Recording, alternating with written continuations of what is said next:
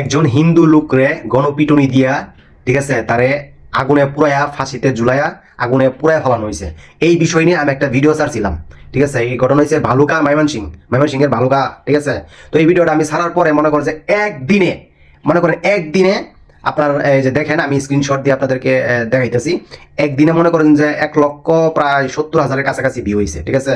তো এখানে ভিউ বিষয় না, বিষয়টা হয়েছে গিয়া মানে কমেন্ট আসছে, অনেক প্রচুর কমেন্ট আসছে। কমেন্টে মনে করেন যতগুলো মুসলমান আমার এই ভিডিওটা দেখছিল, প্রত্যেকটা প্রায় 99% মানুষই কমেন্ট করে বলছে।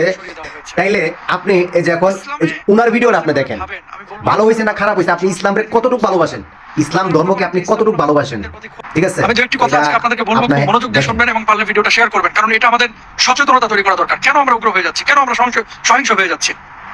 নাম্বার 1, রাসূল সাল্লাল্লাহু আলাইহি ওয়াসাল্লামের জামানায় ইয়াহুদি মেহমান হয়েছেন নবীজির ঘরে, এবং নবীজির ঘরে পেট পুরে খাওয়ার পরে তার বিছানা নাপাক করে সে চলে গিয়েছেন, নবীজির আগান্বিত হন নাই। আরেকজন গ্রাম্য ব্যক্তি সে মসজিদের ভিতরে এসে পেশাব করেছে, নবীজি প্রধান্বিত হন নাই। অনেক অমুসলিম নবীজির মেহমান হয়েছেন, এবং কষ্ট দেওয়ার পরও নবীজি তাদের ব্যাপারে কোন ধরনের আক্রমণাত্মক ভঙ্গি নাউযুবিল্লাহ তিনি প্রকাশ করেন নাই। এখন ওই যে দীপু নামক যে ছেলেটাকে এভাবে পুড়িয়ে মারা হলো, ধর্মীয় অনুভূতিতে আঘাত করেছে বা নবীজি সাল্লাল্লাহু আলাইহি ওয়াসাল্লামকে গালমন্দ করেছে, এটা প্রমাণটা কি? কোন ভিডিওতে পেয়েছেন? এখন আপনি বলবেন যে আমি কানে শুনেছি। আপনি কানে শোনার পরে এভাবে আপনি মানুষকে লেলিয়ে তাকে দুনিয়া থেকে বিদায় করবেন, এরা এটা আপনাকে দিয়েছে। প্রথমত হচ্ছে যে ওলামা ইকরামের সাথে আপনি কি পরামর্শ করেছিলেন? ওখানকার যারা স্থানীয় ওলামা ইকরাম আছে, কোন ইমাম সাহেবের সাথে আপনি পরামর্শ করেছিলেন? তাকে এভাবে আপনি মারছেন।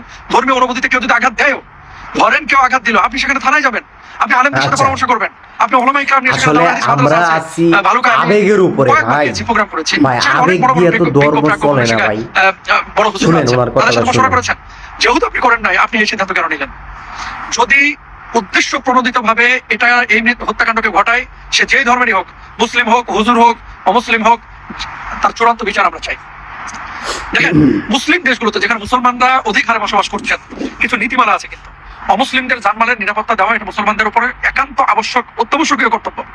আপনি দিনের সৌন্দর্যগুলো তাদের সামনে তুলে ধরবেন, যাতে করে দিন আকৃষ্ট হয়। আপনি যে কাজটা করলেন প্রকাশ্যে, বা আপনারা যারা করলেন এভাবে আগুনে পুড়িয়ে তাকে হত্যা করলেন, এটা কোনোভাবেই শরিয়া অনুমোদন করে না।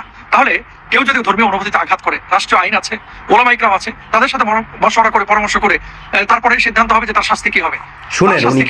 এখন আপনি শরিয়ার ল বাংলাদেশে তো ভাই প্রতিষ্ঠিত না।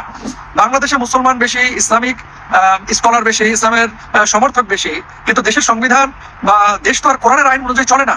তাহলে কেন আপনি আইন নিজের হাতে তুলে নিয়ে এভাবে দিনকে খাটো করবেন? আজকে ইংল্যান্ড বলেন, আমেরিকায় বলেন, প্রত্যেকে এই বিষয়টা নিয়ে সমালোচনা করছে।